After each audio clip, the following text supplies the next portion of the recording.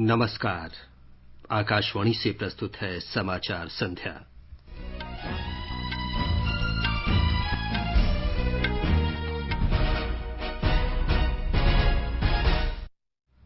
भारत ने कोरोना के एक दिन में रिकॉर्ड 7,33,000 से अधिक नमूनों की जांच की। स्वस्थ होने की दर 70% से अधिक हुई। कोविड-19 के लिए टीका विकसित करने संबंधी राष्ट्रीय विशेषज्ञ समूह की पहली बैठक आज। टीके की उपलब्धता और उसकी वितरण व्यवस्था सुनिश्चित करने की रणनीति पर विचार विमर्श किया गया। केंद्रीय मंत्री नितिन गडकरी ने भारतीय राजमार्गों और सूक्ष्म लघु तथा मध्यम उद्यम क्षेत्र में अंतर्राष्ट्रीय निवेश बढ़ाने का आह्वान किया। प्रधानमंत्री नरेंद्र मोदी पारदर्शी कराधान ईमानदार का सम्मान वेब पोर्टल का कल शुभारंभ करेंगे और अपराध अन्वेषण के क्षेत्र में उत्कृष्ट योगदान के लिए 121 पुलिसकर्मियों को वर्ष 2020 के केंद्रीय गृह मंत्री पदक से सम्मानित किया गया। समाचार संध्या में अपने सहयोगी नवीन सक्सेना के साथ मैं विमलेंदु पांडे। भारत ने एक दिन में 7,33,000 कोरोना जांच करने का नया कीर्तिमान कायम किया है। इन्हें मिलाकर देश में अभी तक 2 करोड़ 60 लाख से अधिक नमूनों की जांच की जा चुकी है। केंद्रीय स्वास्थ्य मंत्रालय के अनुसार देश की जांच, संपर्क और उपचार कार्य नीति ने प्रति 10 लाख की आबादी पर 18,852 नमूनों की जांच की उपलब्धि हासिल की है। देश में 1,421 प्रयोगशालाओं में कोविड नमूनों की जांच की जा रही है। इनमें 944 प्रयोगशालाएं सरकारी क्षेत्र में और 477 निजी क्षेत्र में हैं।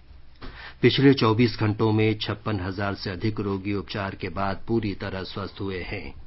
स्वास्थ्य मंत्रालय ने कहा है कि अभी तक 16,39,599 लोग कोरोना संक्रमण से पूरी तरह ठीक हो चुके हैं। स्वस्थ होने की दर भी बढ़कर 70.38% हो गई है। वर्तमान में 6,43,000 रोगियों का उपचार चल रहा है। ये कुल संक्रमित व्यक्तियों का मात्र 27.64% है।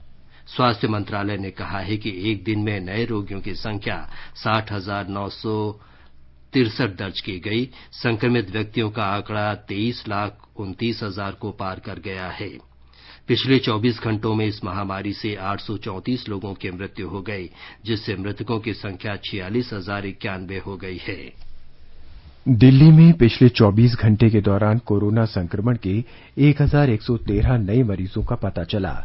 इन्हें मिलाकर राष्ट्रीय राजधानी में संक्रमित व्यक्तियों की कुल संख्या 1,48,000 से अधिक हो गई है। दिल्ली सरकार ने इस बात की पुष्टि की है कि कोरोना वायरस से अब तक 1,33,000 व्यक्ति पूरी तरह स्वस्थ हो चुके हैं। पिछले 24 घंटों में 1,021 रोगी स्वस्थ हुए, जबकि 14 लोगों की मृत्यु हो गई। इन्हें मिलाकर राज्य में मृतकों की संख्या बढ़कर 4,153 हो गई है। दिल्ली के विभिन्न अस्पतालों में 10,946 लोगों का इलाज चल रहा है। केरल में लगातार कोविड मामले बढ़ने की खबर है। आज राज्य में कोरोना के 1,212 मामले सामने आए। मुख्यमंत्री पिनाराई विजयन ने कहा है कि संक्रमण के नए मामलों में 1,058 मामले दूसरों के संपर्क से फैले हैं। आज 6 लोगों की मौत के साथ ही राज्य में कोरोना से मरने वालों की कुल संख्या 126 हो गई है। इस दौरान आज 880 मरीज स्वस्थ भी हुए हैं। इस समय केरल में 13,045 मरीजों का इलाज जारी है। एयर इंडिया ने मैड्रिड, मिलान, कोपेनहेगन, वियना और स्टॉकहोम के लिए उड़ानें रद्द करने का फैसला किया है। देश के विमानन क्षेत्र पर कोरोना वायरस महामारी के ताजा दुष्प्रभाव को देखते हुए यह फैसला किया गया है। कोविड से पहले से दुष्प्रभावित राष्ट्रीय विमान कंपनी ने यह महसूस किया कि इन मार्गों पर उड़ानें संचालित करना वित्तीय दृष्टि से व्यवहार्य नहीं है। लेकिन हमारे संवाददाता ने सूत्रों के हवाले से खबर दी है कि एयर इंडिया यूरोप में लंदन, पेरिस, रोम और फ्रैंकफर्ट से उड़ानें जारी रखेगा। नागालैंड में आज कोविड के 87 नए पॉजिटिव मामले सामने आने के बाद राज्य में कोविड से प्रभावित लोगों की कुल संख्या 3,118 हो गई है। इनमें से 128 लोग स्वस्थ हो चुके हैं। राज्य के स्वास्थ्य और परिवार कल्याण मंत्री ने एक ट्वीट संदेश में बताया कि दीमापुर में 48, कोहिमा में 35, जुन्हेबंतो में 3 और वोखा में 1 मामले की जानकारी दी गई है। इसके साथ ही राज्य में सक्रिय मामलों की संख्या 1991 है। कोविड-19 के लिए टीका विकसित करने संबंधी राष्ट्रीय विशेषज्ञ समूह ने इस महामारी के लिए टीके की उपलब्धता और उसकी वितरण व्यवस्था सुनिश्चित करने की कार्यनीति पर विचार विमर्श किया है। नीति आयोग के सदस्य डॉ वीके पॉल और स्वास्थ्य सचिव प्रीति सूदन की सह अध्यक्षता में इस समूह की आज पहली बार बैठक हुई। विशेषज्ञ समूह ने देश में कोविड-19 के लिए टीका तैयार करने के वास्ते कंपनियों के चयन के बारे में मार्गदर्शन संबंधी व्यापक मानदंड का विचार विमर्श किया। समूह ने टीकाकरण के बारे में राष्ट्रीय तकनीकी परामर्श ग्रुप के स्थायी तकनीकी उप समिति से भी इस बारे में राय मांगी।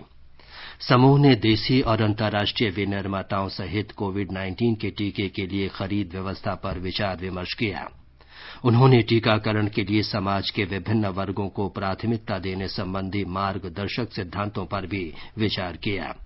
विशेषज्ञ समूह ने कोविड-19 के टीके की खरीद के लिए अपेक्षित वित्तीय संसाधनों और धन जुटाने संबंधी विभिन्न विकल्पों पर भी विचार विमर्श किया। विशेषज्ञ समूह ने राज्यों को ये सलाह भी दी कि वे खरीद के लिए अलग मार्ग न अपनाएं। कर्नाटक के गृहमंत्री बासवराज बोम्मई ने कहा है कि कल रात बेंगलुरु में देवराजीवन हल्ली और काडुगोंडन हल्ली में हुई हिंसा की मजिस्ट्रेट से जांच कराई जाएगी। श्री बोम्मई ने कहा कि मुख्यमंत्री बीएस येदियुरप्पा की अध्यक्षता में हुई बैठक में इस घटना की जांच के लिए जिला मजिस्ट्रेट नियुक्त करने का फैसला किया गया। ये जांच मानवाधिकार आयोग के दिशा निर्देशों के अनुसार कराई जाएगी। उन्होंने बताया कि राज्य सरकार उच्चतम न्यायालय के निर्देशों के अनुसार सार्वजनिक संपत्ति को पहुंची क्षति की भरपाई दंगाइयों से कराएगी। उन्होंने कहा कि बेंगलुरु में स्थिति अब शांतिपूर्ण है और राज्य सरकार ने कानून व्यवस्था बनाए रखने के लिए पड़ोसी राज्यों से अतिरिक्त पुलिस बल की मांग की है। जैसी कि खबर दी जा चुकी है, फेसबुक पर एक आपत्तिजनक पोस्ट से दंगे और हिंसा भड़की थी। हिंसा की घटनाओं में 3 व्यक्ति मारे गए और कई पुलिसकर्मी घायल हो गए। कुछ मकानों और वाहनों को क्षति पहुंची है। असम सरकार राज्य के लगभग 17 लाख परिवारों को वित्तीय सहायता उपलब्ध कराने के उद्देश्य से 2 अक्टूबर से अरुणोदय योजना लागू करने के लिए पूरी तरह तैयार है। आज गुवाहाटी में पत्रकारों से बातचीत में राज्य के वित्त मंत्री हेमंता बिस्वा शर्मा ने बताया कि इस योजना के तहत आवश्यक वस्तुएं खरीदने के लिए पात्र परिवारों को 830 रुपये प्रति महीने दिए जाएंगे। उन्होंने कहा कि असम में ये सबसे बड़ी प्रत्यक्ष लाभ अंतरण योजना होगी। श्री शर्मा ने कहा कि इस योजना से प्रत्येक विधानसभा क्षेत्र के 15 से 17 हजार परिवारों को लाभ पहुंचेगा। श्री शर्मा ने कहा कि अरुणोदय योजना के लिए असम सरकार 210 करोड़ रुपए प्रति महीने वहन करेगी। केंद्रीय परिवहन और राजमार्ग मंत्री नितिन गडकरी ने भारतीय राजमार्गों और सूक्ष्म लघु एवं मध्यम उद्यम क्षेत्र में अंतर्राष्ट्रीय संस्थानों और निकायों से निवेश बढ़ाने का आह्वान किया है। श्री गडकरी ने कहा कि ऑटोमोबाइल और सूक्ष्म लघु एवं मध्यम उद्यम भारतीय अर्थव्यवस्था के 2 विकास स्तंभ हैं। Indo Australian chamber of commerce और वुमेन इनोवेटर को संबोधित करते हुए श्री गडकरी ने कहा कि भारत और ऑस्ट्रेलिया पहले से ही सड़क सुरक्षा के क्षेत्र में आपस में सहयोग कर रहे हैं। इससे सड़कों की बेहतरीन डिजाइन और जागरूकता के अवसर मिले हैं। उन्होंने कहा कि अच्छी सड़कों का निर्माण इंजीनियरिंग में जागरूकता के कारण संभव हुआ है। उन्होंने कहा कि उन्नयन कार्यक्रमों से सड़क दुर्घटनाओं में लगभग 50% की कमी आएगी। श्री गडकरी ने बताया कि 2030 तक सड़क मृत्यु दर को लगभग समाप्त करना है। केंद्रीय मंत्री नितिन गडकरी ने आज नागपुर में किसी भी सतह को संक्रमण मुक्त करने के लिए अतुल्य नाम का एक उपकरण जारी किया। हमारी संवाददाता ने बताया है कि रक्षा अनुसंधान और विकास संगठन द्वारा प्रमाणित और फ्रांसीसी तथा अमरीकी मानकों पर आधारित ये उपकरण देश में ही तैयार किया गया है। अतुल्य माइक्रोवेव जैसे उपकरण का उपयोग किसी भी 5 मीटर क्षेत्र तक के परिसर, सतहों, घर और कार्यालय के फर्नीचर, बिस्तर, नए बक्से और यहाँ तक कि बक्से की सामग्री को कीटाणु रहित करने के लिए किया जा सकता है। इस उपकरण को हाथ में पकड़कर इसका उपयोग किया जा सकता है क्योंकि इसका वजन केवल 3 किलोग्राम है। यह उपकरण 56 से 60 डिग्री सेल्सियस तापमान में विभेदक हीटिंग की मदद से कोविड-19 वायरस को विघटन करता है। इस उपकरण के बारे में सकारात्मक बात यह है कि यह मनुष्यों के लिए 100% सुरक्षित है। वस्तुओं के प्रकार और आकार के आधार पर कीटाणु शोधन समय 30 सेकंड से 1 मिनट तक का है। सोनाली घड़ियाल पाटिल, आकाशवाणी समाचार, मुंबई। ये समाचार हमारी वेबसाइट newsonair.com/hindi और हमारे mobile app news on AIR पर भी उपलब्ध हैं। जालिम लोशन की ओर से कृष्ण जन्माष्टमी की हार्दिक शुभकामनाएं। खुजली झटपट दूर करे वो है जालिम लोशन। वही नाम वही काम, कुछ भी नहीं बदला। चर्म रोगों का दुश्मन जालिम लोशन। समाचार संध्या में आपका फिर स्वागत है। प्रधानमंत्री नरेंद्र मोदी कल पारदर्शी कराधान ईमानदार का सम्मान वेब पोर्टल की शुरुआत करेंगे। प्रत्यक्ष कर सुधारों की दिशा में सरकार के महत्वपूर्ण उपायों के अंतर्गत इस पोर्टल का शुभारंभ वीडियो कॉन्फ्रेंस के जरिए होगा। केंद्रीय प्रत्यक्ष कर बोर्ड ने हाल के वर्षों में प्रत्यक्ष कर प्रणाली के क्षेत्र में कई बड़े सुधार किए हैं। पिछले साल कॉर्पोरेट कर की दरों को 30% से घटाकर 22% किया गया था। नई विनिर्माण इकाइयों पर कर की दर 15% कर दी गई। लाभांश वितरण कर को समाप्त कर दिया गया है। इन सुधारों का मुख्य उद्देश्य कर की दरों में कमी लाना और प्रत्यक्ष कर कानूनों को सरल बनाना है। लंबित कर विवादों के समाधान के लिए प्रत्यक्ष कर विवाद से विश्वास अधिनियम 2020 लाया गया। करदाताओं की शिकायतों और मुकदमेबाजी को कम करने के लिए विभिन्न अपीली अदालतों में विभागीय अपील करने की मौद्रिक सीमा बढ़ाई गई है। डिजिटल लेन देन और भुगतान के इलेक्ट्रॉनिक माध्यमों को बढ़ावा देने के लिए कई उपाय किए गए हैं। आयकर विभाग कोविड महामारी के दौरान करदाताओं के लिए अनुपालन आसान बनाने के प्रयासों के लिए प्रतिबद्ध है। इसके अंतर्गत आयकर रिटर्न की वैधानिक समय सीमा बढ़ाई गई है। लोगों के पास नकदी बढ़ाने के लिए कर रिफंड की प्रक्रिया में भी अत्यधिक तेजी लाई गई है। पारदर्शी कराधान ईमानदार का सम्मान वेब पोर्टल शुरू होने से कर सुधारों की प्रक्रिया को आगे बढ़ाने में मदद मिलेगी। प्रधानमंत्री स्वनिधि योजना के अंतर्गत आवेदन करने वालों की संख्या पहले 41 दिन में ही 5 लाख को पार कर गई है। इनमें से 1 लाख लोगों के ऋण मंजूर भी कर लिए गए हैं। इस योजना को लेकर रेहड़ी और पटरी विक्रेताओं में बहुत उत्साह देखा जा रहा है, क्योंकि उन्हें लॉकडाउन के बाद अपना व्यवसाय फिर शुरू करने के लिए सस्ती दरों पर ऋण उपलब्ध कराए जा रहे हैं। इस योजना के अंतर्गत 1 वर्ष के लिए 10,000 रुपये का ऋण बिना किसी जमानत के दिया जा रहा है। इसके अलावा इन लोगों को कर्ज का नियमित भुगतान करने पर ब्याज में 7% की दर से सब्सिडी भी दी जाएगी। डिजिटल लेन देन करने वालों को 1,200 रुपये का कैशबैक भी मिलेगा। ये योजना आत्मनिर्भर भारत अभियान के अंतर्गत आवासन और शहरी विकास मंत्रालय द्वारा शुरू की गई है। इस योजना में गैर बैंकिंग वित्तीय कंपनियों और लघु वित्तीय संस्थानों को कर्ज देने वाले संगठन के रूप में निर्धारित किया गया है। सरकार ने पिछले 6 वर्षों में रक्षा के क्षेत्र में कई महत्वपूर्ण फैसले किए हैं। 4 दशक के इंतजार के बाद प्रधानमंत्री नरेंद्र मोदी के नेतृत्व में राष्ट्रीय जनतांत्रिक गठबंधन सरकार ने भूतपूर्व सैनिकों के लिए 1 रैंक 1 पेंशन की घोषणा की। सशस्त्र सेनाओं को मजबूती प्रदान करने के लिए कल रक्षा खरीद परिषद ने 87 अरब 22 करोड़ रुपए की अनुमानित लागत से 106 बुनियादी प्रशिक्षक विमान सहित रक्षा उपकरणों की खरीद को मंजूरी दी। इससे स्वदेशी क्षमता पर निर्भरता के साथ सशस्त्र सेनाओं को सुदृढ़ बनाने में मदद मिलेगी और आत्मनिर्भर भारत की पहल को बढ़ावा मिलेगा। हमारे संवाददाता ने खबर दी है कि सरकार भारत को डिजाइन से लेकर निर्माण तक रक्षा और अंतरिक्ष जैसे क्षेत्रों में विश्व के शीर्ष देशों में शामिल करना चाहती है। आत्मनिर्भरता और निर्यात के दोहरे लक्ष्य हासिल करने में सरकारी और निजी क्षेत्र की सक्रिय भागीदारी है।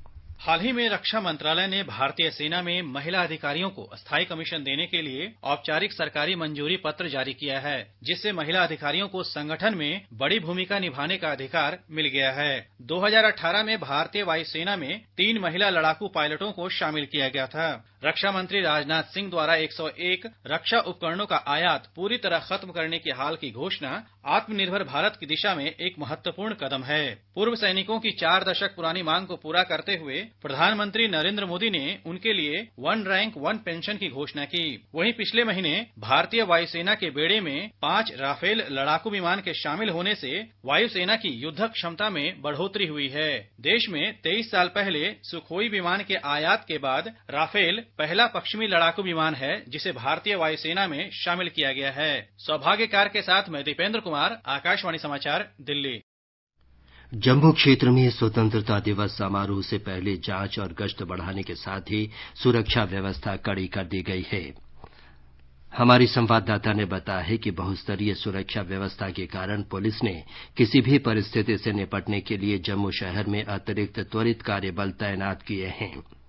जम्मू में स्वतंत्रता दिवस का मुख्य समारोह परेड ग्राउंड मिनी स्टेडियम में आयोजित किया जाएगा। परेड ग्राउंड को सुरक्षा व्यवस्था के रूप में सील कर दिया गया है।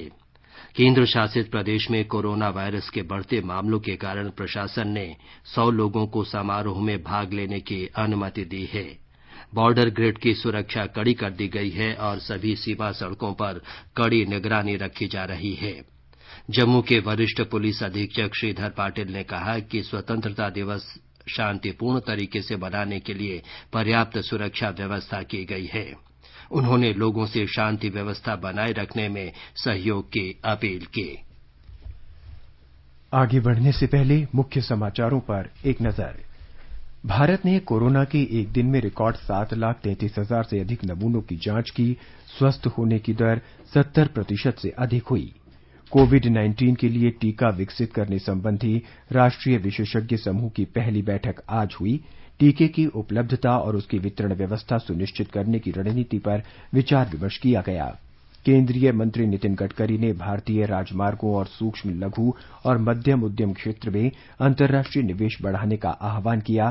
प्रधानमंत्री नरेंद्र मोदी पारदर्शी कराधान ईमानदार का सम्मान वेब पोर्टल का कल शुभारंभ करेंगे और अपराध अन्वेषण के क्षेत्र में उत्कृष्ट योगदान के लिए 121 पुलिसकर्मियों को वर्ष 2020 के केंद्रीय गृह मंत्री पदक से सम्मानित किया गया।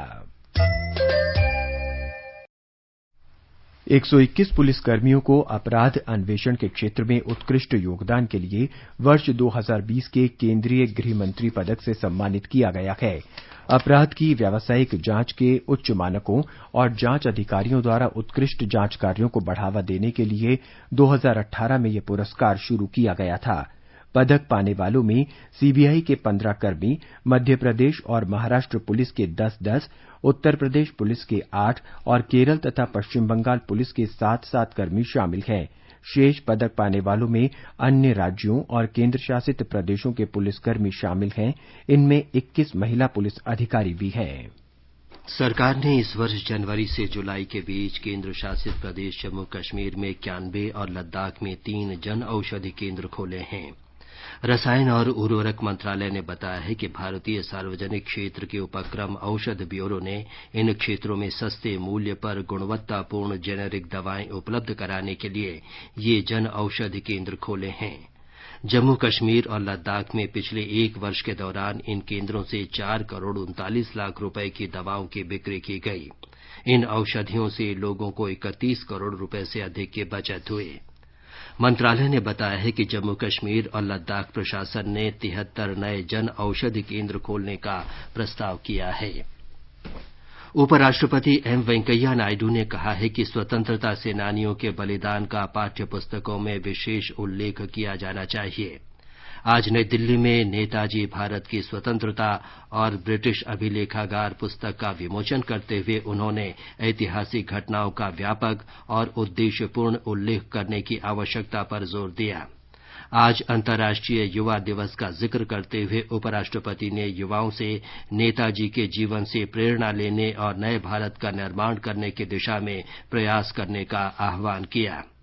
उपराष्ट्रपति ने कहा कि निजी क्षेत्र और बुद्धिजीवी वर्ग समेत सभी लोगों द्वारा आत्मनिर्भर अभियान पर विशेष जोर देने की आवश्यकता है। केंद्र सरकार ने इन खबरों को खारिज कर दिया है कि वो विद्यालयों को 1 सितंबर से 14 नवंबर तक चरणबद्ध तरीके से खोले जाने की अनुमति देने जा रही है। पत्र सूचना कार्यालय ने एक ट्वीट में इन खबरों को आधारहीन बताया है। सरकार ने एक अखबार के इस दावे का खंडन किया है कि केंद्र कृषि में यूरिया के इस्तेमाल को बंद करने जा रहा है। पत्र सूचना कार्यालय पीआईबी ने एक ट्वीट में इस खबर को निराधार बताया है। सरकार की ओर से स्पष्ट किया गया है कि उसने खेती में यूरिया का इस्तेमाल बंद करने के बारे में कोई फैसला नहीं किया है। ये समाचार हमारी वेबसाइट newsonair.com/hindi और हमारे mobile app news on AIR पर भी उपलब्ध हैं।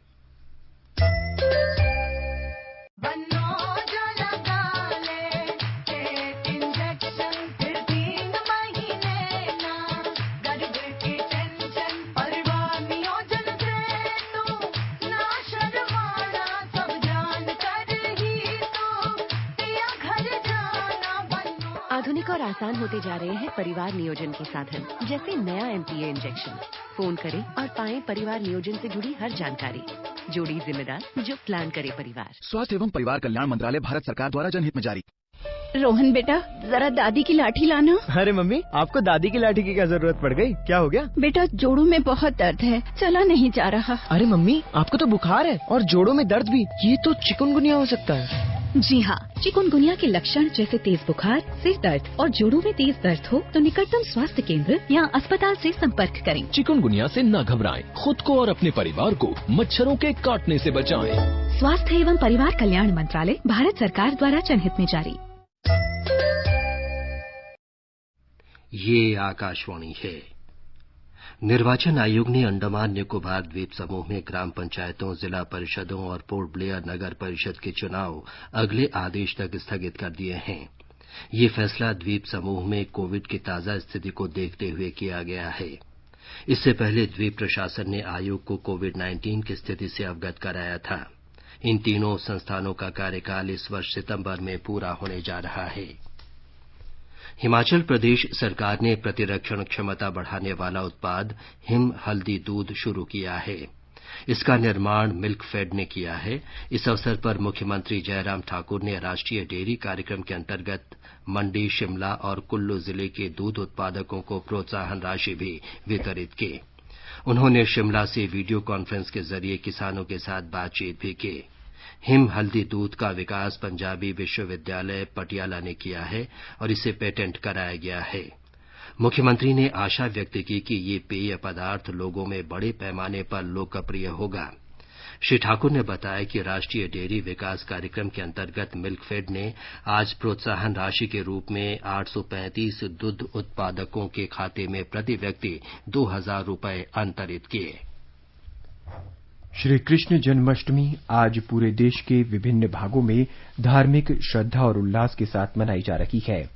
उत्तर प्रदेश में भगवान कृष्ण के जन्मोत्सव जन्माष्टमी पूरे राज्य में धार्मिक भक्तिभाव से मनाया जा रहा है। विशेष समारोह मथुरा में हो रहा है। भगवान श्री कृष्ण के जन्म स्थान पर आयोजित समारोह का सामाजिक सद्भाव की दृष्टि से विशेष महत्व है। हमारे संवाददाता ने बताया है कि पीलीभीत के मुस्लिम कलाकारों द्वारा बनाई गई भगवान कृष्ण की बांसुरी इस समारोह का विशेष आकर्षण है।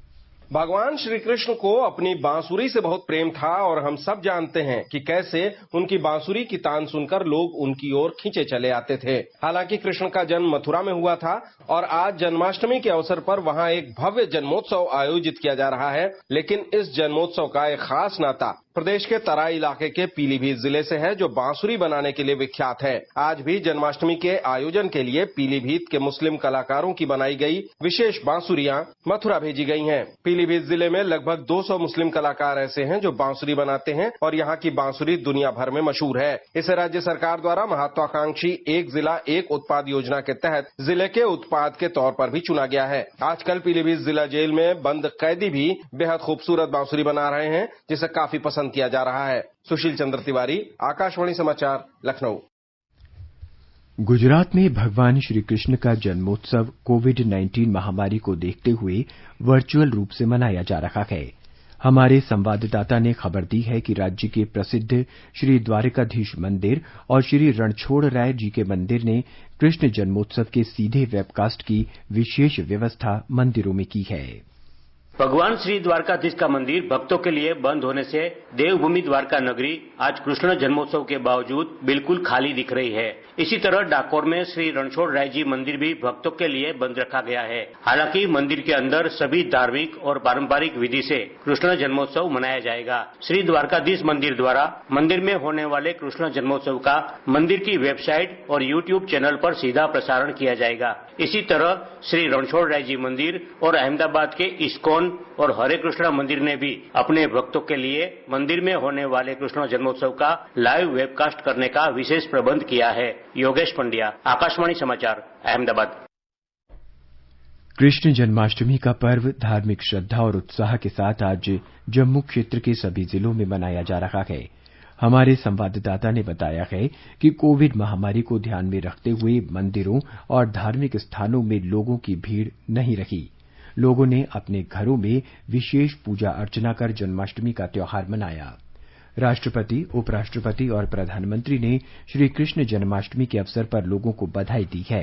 राष्ट्रपति रामनाथ कोविंद ने कहा है कि भगवान कृष्ण का कर्मयोग जिम्मेदारियों पर ध्यान देने का संदेश देता है। उपराष्ट्रपति एम वेंकैया नायडू ने कहा कि भगवान कृष्ण की लीलाएं हमेशा से मंत्रमुग्ध करती रही हैं। प्रधानमंत्री नरेंद्र मोदी ने कामना की है कि भगवान कृष्ण सबके जीवन में शांति, समृद्धि और खुशियों का संचार करें। मुंबई और उपनगरीय इलाकों में आज सुबह से ही लगातार वर्षा हो रही है। मौसम विभाग मुंबई के उप महानिदेशक के.एस. होसलीकर के अनुसार उपग्रह और राडार ने उत्तर कोंकण पर घने बादल छाए रहने का संकेत दिया है, जिसके कारण रायगढ़, ठाणे, मुंबई, पालघर और दक्षिण गुजरात के हिस्सों में आने वाले दिनों में रुक रुक कर बारिश हो सकती है। एक रिपोर्ट। मुंबई मौसम विभाग ने कहा कि मुंबई में वर्षा पहले ही अपने मौसमी स्तर को पार कर चुकी है और अब शहर में अधिक वर्षा हो रही है। आज शाम 5:30 बजे तक मुंबई के कोलाबा केंद्र से 8.4 मिलीमीटर वर्षा दर्ज की गई, जबकि सांता क्रूज मौसम केंद्र ने 38.6 मिलीमीटर वर्षा दर्ज की। ठाणे, नवी मुंबई, कोंकण, नासिक और मध्य महाराष्ट्र के कुछ हिस्सों में आज दिन भर रुक रुक कर बारिश हुई है। इस दौरान मौसम विभाग ने कोंकण, नासिक और पुणे के लिए तेज वर्षा की चेतावनी जारी की है। वहीं महाराष्ट्र के अन्य हिस्सों में हल्की से मध्यम बारिश हो सकती है। निवेदिता, आकाशवाणी समाचार, मुंबई। और अब एक नजर कल के मौसम पर। राष्ट्रीय राजधानी दिल्ली में कल आमतौर पर बादल छाए रहेंगे। कुछ स्थानों पर तेज वर्षा होने की संभावना है। न्यूनतम तापमान लगभग 26 और अधिकतम 33 डिग्री सेल्सियस के आसपास रह सकता है। मुंबई में आमतौर पर भारी बारिश के साथ आसमान में बादल छाए रहेंगे। न्यूनतम तापमान 25 और अधिकतम 30 डिग्री सेल्सियस के आसपास बना रहेगा। चेन्नई में कल हल्की वर्षा या बूंदाबांदी होने के साथ बादल छाए रहने की संभावना है। न्यूनतम तापमान 25 और अधिकतम 34 डिग्री सेल्सियस के बीच रहने के आसार हैं। कोलकाता में आंशिक रूप से बादल छाए रहेंगे, जिसमें 1 या 2 बार वर्षा होने या गरज के साथ छींटे पड़ने की संभावना है। न्यूनतम तापमान 27 और 34 डिग्री सेल्सियस के बीच रहने का अनुमान है। गुवाहाटी में सामान्य रूप से बादल छाए रहेंगे। 1 या 2 बार गरज के साथ बारिश होने की संभावना है। न्यूनतम तापमान 25 और अधिकतम तापमान 34 डिग्री सेल्सियस के आसपास रहने के आसार हैं। उत्तर भारत में केंद्र शासित प्रदेश जम्मू कश्मीर के जम्मू में न्यूनतम तापमान 26 डिग्री जबकि अधिकतम तापमान 35 डिग्री सेल्सियस के आसपास रह सकता है। शहर में आंशिक रूप से बादल छाए रहने और गरज के साथ वर्षा होने का अनुमान है। श्रीनगर में न्यूनतम तापमान 20 जबकि अधिकतम 33 डिग्री सेल्सियस रह सकता है। शहर में आमतौर पर आसमान साफ रहेगा, लेकिन दोपहर बाद या शाम के समय आंशिक रूप से बादल छाए रह सकते हैं। गिलगित में तापमान 18 से 36 डिग्री सेल्सियस के बीच रहेगा। आंशिक रूप से बादल छाए रहेंगे। मुजफ्फराबाद में आंशिक रूप से बादल छाए रहेंगे और गरज या आंधी के साथ बरसात होने की संभावना है। तापमान 22 और 36 डिग्री के बीच रहने का अनुमान है। समाचार कक्ष से मैं नईम अख्तर। आकाशवाणी का समाचार सेवा प्रभाग आज अपने फोन इन कार्यक्रम में कोविड-19 पर विशेष परिचर्चा प्रसारित करेगा। ये कार्यक्रम रात 9:30 से FM गोल्ड और अतिरिक्त मीटरों पर सुना जा सकता है। अंत में मुख्य समाचार एक बार फिर। भारत ने कोरोना के एक दिन में रिकॉर्ड 7,33,000 से अधिक नमूनों की जांच की। स्वस्थ होने की दर 70% से अधिक हुई। कोविड-19 के लिए टीका विकसित करने संबंधी राष्ट्रीय विशेषज्ञ समूह की पहली बैठक आज। टीके की उपलब्धता और उसकी वितरण व्यवस्था सुनिश्चित करने की रणनीति पर विचार विमर्श किया गया। केंद्रीय मंत्री नितिन गडकरी ने भारतीय राजमार्गों और सूक्ष्म लघु और मध्यम उद्यम क्षेत्र में अंतर्राष्ट्रीय निवेश बढ़ाने का आह्वान किया। प्रधानमंत्री नरेंद्र मोदी पारदर्शी कराधान ईमानदार का सम्मान वेब पोर्टल का कल शुभारंभ करेंगे और अपराध अन्वेषण के क्षेत्र में उत्कृष्ट योगदान के लिए 121 पुलिसकर्मियों को वर्ष 2020 के केंद्रीय गृह मंत्री पदक से सम्मानित किया गया। इसके साथ ही समाचार संध्या का ये अंक समाप्त हुआ। नमस्कार।